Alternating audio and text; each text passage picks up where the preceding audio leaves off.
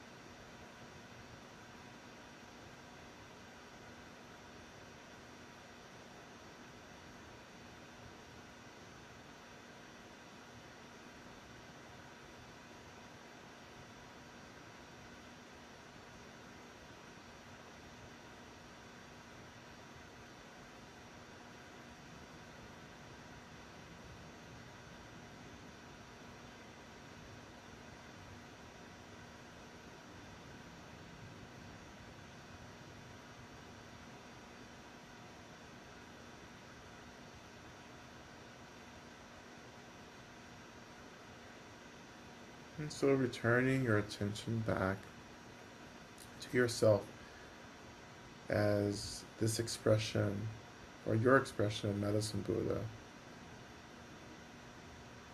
We imagine that our bodies as medicine Buddha, as well as the medicine Buddha still in the center of our hearts, begins to dissolve into white light. And our consciousness is released, but staying within this moon energy. So our consciousness begins to merge with that of the wisdom or the consciousness of the moon itself, which in this case is also an expression of Matara. We feel our minds awakening in this radiance, this light, as we become the moon, we become the mother, radiant, expansive, clear.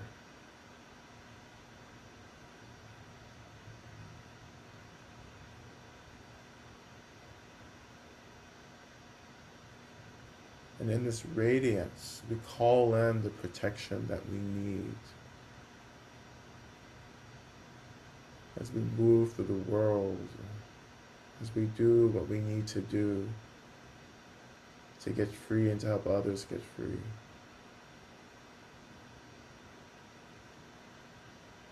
May we become both the medicine and the protection.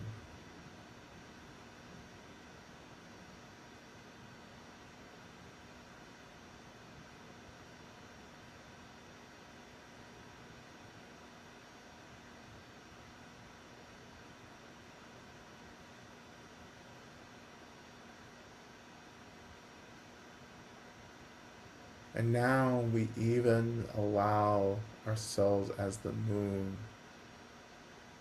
to dissolve into emptiness.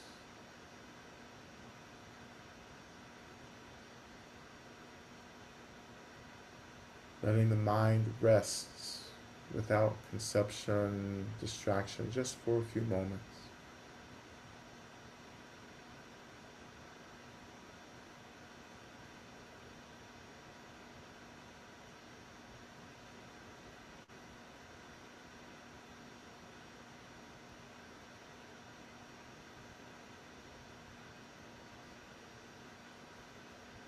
And so when you're ready, finding the seat again, allowing the weight of your body to come into focus, feeling the seat rising, holding you,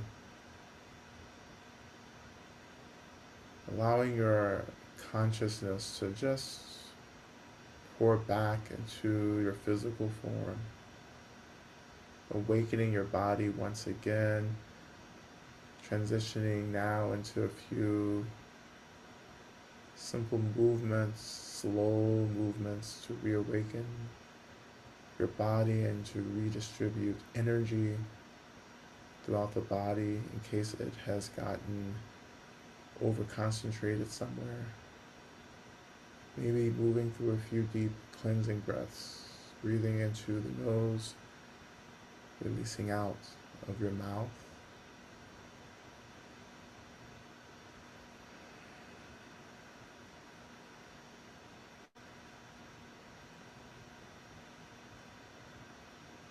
And when we're ready, we turn our attention to Shantideva's prayer, which will be in the chat box.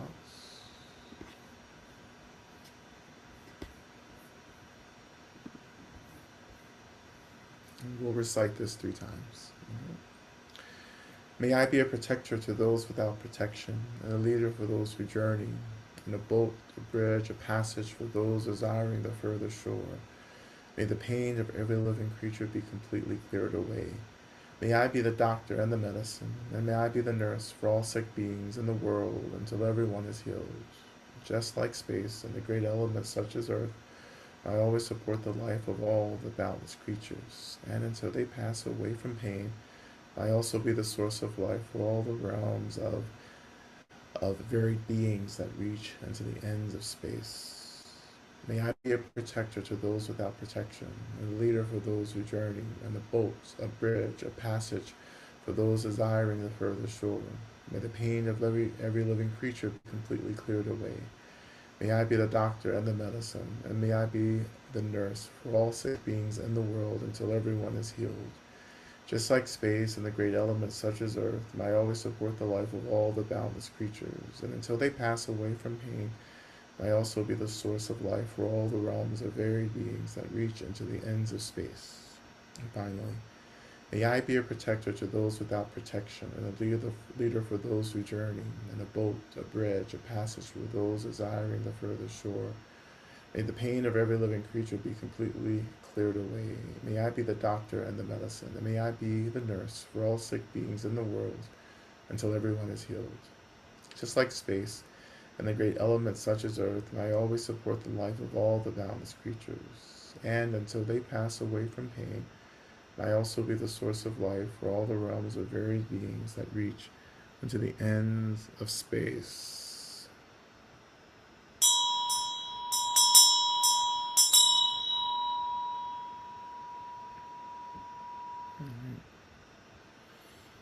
All right, thank you so much for your practice. I just want to hold space for maybe two or three questions. Um, Sounds good. A and question came in from the chat. Oh, sorry, oh, go ahead. what were you saying? I'm sorry. I was just going to say that a question came in earlier in the chat, so I'm ready Okay. for that whenever you're ready. Before we get to that, I just want to like something that came up in the practice for me that I feel like I need to address. Um, is it's just right now, yes, there's so much happening, so much going on, right? And it is so easy to let the brokenheartedness and the disappointment turn into a kind of bitterness, right? And how that bitterness isn't getting anyone free, and especially not getting you free, right? I've talked about this before. I've talked about this, at different points where I feel like sometimes when things get really rough in the world, we get real bitter about things, and that bitterness gets expressed in certain ways. I'm not talking to anyone in particular. I'm just saying this came up in the practice, so I feel like I just needed to address it in case someone needs to hear this, right? But you have to tend to that bitterness, which is just hurt. It's the brokenheartedness, but the bitterness is this.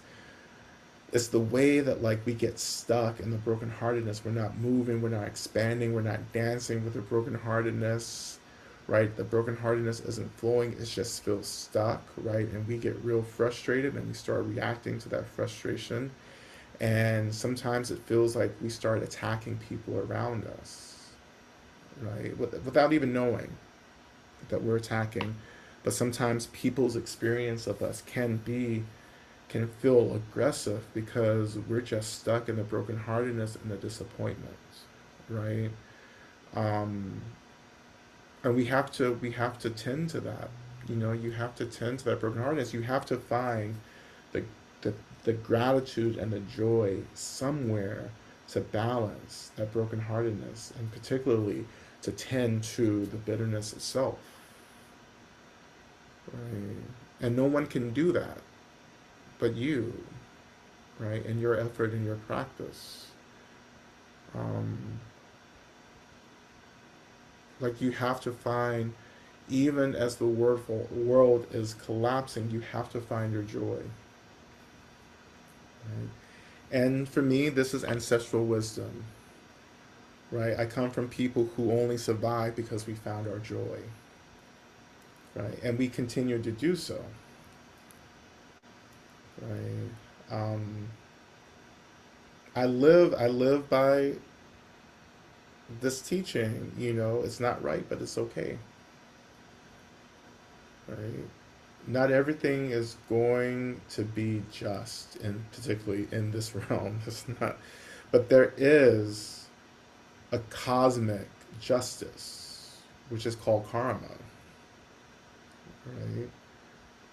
But maybe we won't see the kind of justice that we want to see right now in this moment or ever in our lives, and that has to be okay, right? Um, yeah, it arises from all kinds of things, exhaustion, right? All of it, like, and it's just about us noticing that the thankfulness, the gratitude has kind of slipped out, right? And we're real mean. We get mean as fuck, right? I've been there, and I've done it, right? And it's not a good look, right? The brokenheartedness can be there, right? But the brokenheartedness is actually, if we tend to it, is actually teaching us how to soften, right? How to open to the broken hearts of everyone else around us. That we realize, yeah, we're not the only ones struggling for something. To be well, to be happy, to be safe, to be seen, to be whatever, you know. We all, as we used to say in church, right? We all have our cross to carry, right? But and this is not about comparing or anything like that, but we're all struggling in some way, right? And we have to remember that even the people who we think have the most privilege, the most dominance, are struggling, right? I know that's always hard. That's always hard for us, right? But that's the truth of it, right? And we always, when that thought of isolation arises, we have to say, I am not the only one. That has to be your mantra. I am not the only one going through this. I'm not the only one struggling. I'm not the only one that's pissed off. I'm not the only one who's dying. I'm not the only one who's growing older and struggling with aging. I'm not the only one who is confused, right? I'm not the only one, right? I'm not the only one. I'm not the only one, right? It is impossible for you to be the only one in an existence with countless beings, numberless beings, right? Um, but anyway, I know there are questions. I just wanted to offer that, right? Thank you. Because, as I often say, I am not a cup for you to pour your bitterness into. And I used to hold that positions. I thought, oh, that was how I was supposed to be of help, is was to take it, right? That's not actually the practice of love for myself, right? My job isn't to take on your suffering. My job is to show you how to get free from suffering, right? You have to figure out how to get free in the same way I had to figure out how to get free, in the same way my teachers had to figure out how to get free, in the same way their teachers had to figure out to get free, the same way the Buddha had to show up and figure out how to do this, right? Like, you have to figure this out. So anyway, what's the question? What's going on? And then Carmen also has their hand raised. So Uh-huh. after this, we can take care of that. Okay. So, Lama, would you speak to how Snow slash Dzogchen are distinct from bypassing heart or mind? Well, Dzogchen and Snow, yeah. I mean, Snow slash Dzogchen. Dzogchen. Well, you can call Snow Dzogchen. You can call it Mahamudra. It's Listen, I'm into it. you know. But the thing is, when you look at any system of meditation, be it Snow, be it Dzogchen, be it Mahamudra, it's about noticing what's happening, right, and telling the truth about what's happening. Right? So you can do that. Yes, we do that on our own, but we're also with others who help us to do that as well. I think community is a big part of this. Relationships are a big part of noticing, right? Yes, it's easy to bypass things on our own, but when we're in a community practicing together, we help each other notice things. Matter of fact, we trigger each other left and right. That's how we like support each other. I know it's a pain. I know it's like a struggle, but like we have to do it. We love to wrestle and argue and complain in the Sangha. I'm just telling the truth. I'm not saying that like that's bad. I'm just saying that like this is part of the work, Like if this community were peaceful, then that would be a problem. That would be more like a cult, you know? Like if everyone's just like having fun and just like chilling and everyone's on the same page, I would be afraid of that. Honestly, that's groupthink. That's not going to help us get free because it doesn't actually help us to make hard decisions. You're always going to try to make decisions that everyone else is making. And even in community, sometimes you have to be like, listen, I know what y'all are doing, but this is what I'm going to do because I feel like this is about my truth and about me getting free, right? So it's like, yeah, it's kind of loaded, but yeah, just like going back, yeah, it's telling the truth and it's also feeling, right? If you're, it's not just, I'm just kind of going through snow, but like if you're not, you have to tell the truth and then you have to feel it, right? And you have to see it as your experience. And you have to learn like ways to stay with that, right? And you learn ways that you let go of it when it needs to be let go of, right? That's it. You know. Thank you. Hi, Carmen. Hello, how are you? So Good. my question, I think you might have answered my question already. Uh-huh. As I tend to the brokenheartedness, Mhm. I as a woman of color, black woman, Mhm. I need to hold people accountable. And so while there, and I'm hearing you, and I'm thinking about the bitterness. Yeah. And so I say, am I bitter, or do I want justice? And so, I want to be in this dance, Hmm. but I'm not. You might have answered it. So I'm trying, I'm talking as, I'm thinking of it. I'm holding it in my body as I speak. Hmm. Um, there's a need for accountability. Like I don't want to turn the other cheek. I don't want to be like, oh, it's okay. Like I don't know that. Like you said, angry as fuck. Oh yeah, I get there and I go there and I'm completely okay with that. Yeah. And so what what do I do with that energy? Because I think we're all energetic beings, and I have a certain energetic that Yeah. is not to lay down. Yeah. Okay, thank Exactly. you. Mhm. Absolutely. This is a key question here. Like, but here's the issue. It's like not everyone is going to be held accountable because accountability is something that we have to choose, right? And so what happens when there are people who will never accept accountability in this life? Are you going to let them get in your way of getting free, right? Are you going to keep holding on to the resentments, right? And that feels unfair, right? But think about it in this way. It's like I have to make choices to get clear about who and what I am. And sometimes when I'm waiting for accountability to happen, I'm not saying turn the other cheek. I'm saying that like you recognize that all the effort I'm putting in to hold someone accountable and they're not interested in it, then they're actually functioning to distract us from getting free. They Mhm. may be intentionally doing that or unconsciously or unintentionally doing that, but in any case, they're still doing it. How do I reclaim my agency and say, you know what, this is not fair, but it has to be okay?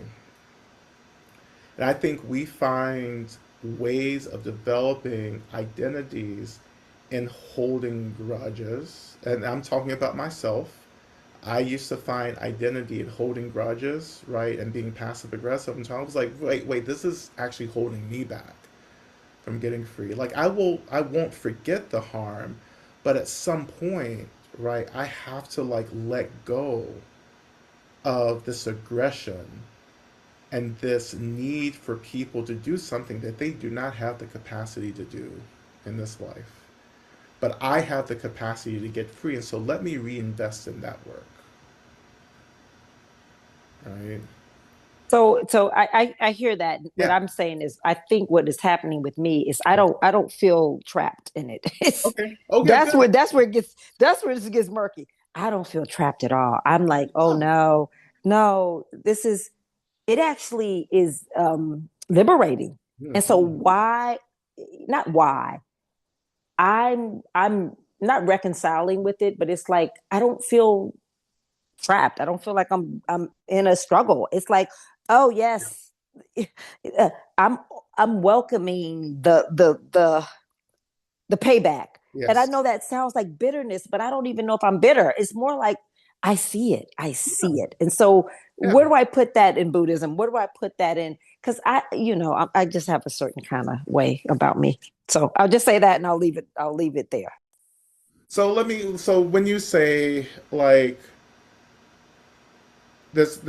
there's one piece I think that's unclear for me. So when you're like so the let's see.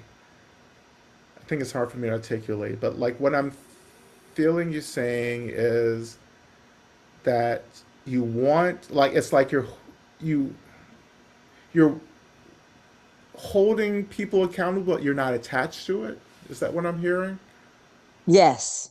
Ah, And okay, then that's so for me, it's like okay. I'm not in a struggle with it. Sure. I'm like, oh, I can't wait for it to be exposed. It's Oh yeah, so then I'm like, yeah, and I like when you say it's not like I'm not angry anymore. I've kind of passed that. yeah, It's more like, oh, look at it. It's all, and I don't want to say I'm not at the place of empathy. yeah. It's like sympathy. It's like pity, and Yes, that's where I know that's not a good. I'm that's like, yeah. it's ridiculous. It's like that. It's like a pity, not for me, but for. So where does that go? Where do we put that? Well, yeah. Okay, so for me, it's like justice will happen. So what I hear you saying is that like you believe justice is going to happen, but you're not. You know this is going to happen, but you don't have to like get attached to making it happen. Ashe, right? Not at all. Yeah, Mm-hmm. yeah, that's fine. Oh, okay. Yeah, Thank you.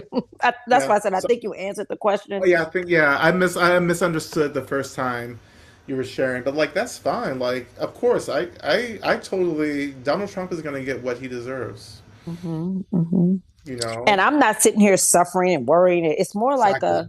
it's like that's in me knowing that Yeah. is my liberation. That's what I'm saying. Yes. I'm Yes. liberated in the knowing. I don't sit Yeah. here crying and thinking about it. It's more like oh, it's the Tao. That's what I say. It's the Tao. It's the Tao. It'll all be it. Yeah. It's like a cosmic trust. Like it's a faith in karma. Like we all will get what we deserve. Ultimately, what we deserve is to be free. Ashe. Right? Like that's what we ultimately deserve. However, we are creating karmas that we have to experience. We're creating energies that will have to come back to us to experience, to purify, right? That's gonna happen until we get ultimately free. So what you're simply saying is that you have a trust that that's gonna happen, so you don't get stuck with that. You can just keep being and keep moving on, right? But And that's okay. And that's okay. yeah, yeah, Thank I you. think that's fine. Yeah, because sometimes I struggle with the fact that I'm like, oh Mhm. yeah, is that okay? Yeah, And I know it in my body, but it's like I like to hear these talks, and it gives me more insight, and I don't want to hold on to a bitterness or an energy that makes me angry. yeah, I have other things to be angry about, yeah, and that's not yeah, one of them. But yeah, thank you for that. yeah, absolutely. Right. And just the only thing, just to wrap this up, right, it's just the only thing is that we can't celebrate like the ripening of negative karma for people, even though we will. So that's the contradiction. Yeah, no, no, no, no. And to your point, I wouldn't even celebrate it. It's just I Yeah. know it's the way nature works. Yeah. It's just like nature wins. Hmm. Nature will always win. So it's not even a Exactly. celebration. It's just like a knowing. So I'm not even tripping on it in Yeah. that way. It's not even a Mhm. trip. It's like it's gonna happen, Yeah. but it's in such a degree that I'm not attached to it. But Yes. also there are moments when I don't even have compassion for it because I'm like, oh, it's gonna happen anyway. Like Yeah. for what? What am I just let it be kind Yeah. of thing. So what that's what I'm trying to understand. I want to hear your language around that just to give me language around it. And you don't have to have that for me, but that's Yeah. what I'm wanting. Yeah. Well, I would say karma will always win. right? Karma will always win. No one, no being will escape karma, which is to say that none of us will escape what we create, right? So this is why we're trying to create something liberatory, positive, freeing, instead of creating harm and rigidity. Right? So we trust that ultimately we trust that karma will do its work. Karma will get us free, right? If we do what we need to do to get free, and karma will keep us incarcerated, right? And we have to make a choice. And samsara is so seductive in this. Sometimes when we think we're doing what we need to be doing or thinking that we're doing something liberatory, it's not. And this is why we have to be in relationship. Like, it's why we need community and teachers and guides, elders, right? Speaking of which, Lama Rod, I see Miss Sharon's hand is raised. And this will be our last question. It's all of a sudden it's like 9 o'clock, and I have to put my creams on and prepare for the eclipse. Okay. Yeah, What's up, dear Miss lady, Sharon? you put your creams on too long, Lama Rod. But when you were answering the previous question, um, something didn't butt it up against me, which is you said we're all going to get what we deserve, and Yes. ultimately we all deserve liberation. Mhm. Yeah. Um, I, I don't, between here and liberation, I don't want to get what I deserve. I want there to be grace. And so that I don't get what I deserve. There's some compassion for my efforts that may have been misguided at times. Right. Well, it's so the intention, right? So the intention is very helpful, right? So we may be doing something that may create harm, but the intention may be more compassion, and that's going to like cut through, right? The impact of that, right? Um, Okay. but yeah, like if like again, like karma is very direct. Like we experience what we create, basically. That's it, right? And so this is why we do our I did a practice. lot of stuff before I knew it better. But that's the that's the like what's the word? Like that's samsara though, right? It doesn't matter if we don't know better, right? It's like we're still going to be held accountable. Like samsara isn't like the ideal justice system that says, "Oh, well, you didn't know, maybe we'll take into account." No, it's like I did this. There's this energy and I have to somehow metabolize this energy, right? So this is why we're beginning to do Vajrasattva practice, because that's the practice to help start cutting through all the things that we did, not knowing that we were doing shit, right? That's what Vajrasattva does. Vajrasattva just goes into all that karma and helps us to like metabolize it, right? That's the skillfulness of this path of Buddhism. Like it's got all of these things covered. We just have to do the program. Yes, we did all this stuff. Great. We can use Vajrasattva to go back in time and to like loosen all of this up and move it along, right? This is why in this moment we choose what is conducive to the reduction of harm and violence. That's why we choose gratitude and joy. This is why we're choosing compassion and love and empathy and all the rest. Right? This is how we start rewriting the future. Right? It's by Yeah. having agency right now and saying, you know what? What am I doing now? And is this for liberation? Is this reducing harm? Or is this just deepening delusion and violence? Right? Getting clear is always going to be liberatory, right? So the more you're like saying yes to what's happening and feeling it, right? And being in relationship to this energy and choosing to reduce the harm of this energy, then like you're doing everything you need to be doing, right? But there's all kinds of stuff. I mean, we have countless lifetimes, countless existences. We're creating karma even outside of the body, back in the bardo. Like karma is always happening, right? But you have a hold on the production of negative karma. Even just being in practice tonight, you have purified lifetimes of karma, right? And you say that's a lot, but we've been doing this a very long time, right? So maybe lifetimes of karma doesn't, in the long run, doesn't seem like a lot, but it's something. And we just keep doing what we're doing. As I say, we keep doing this until we get free. That's it.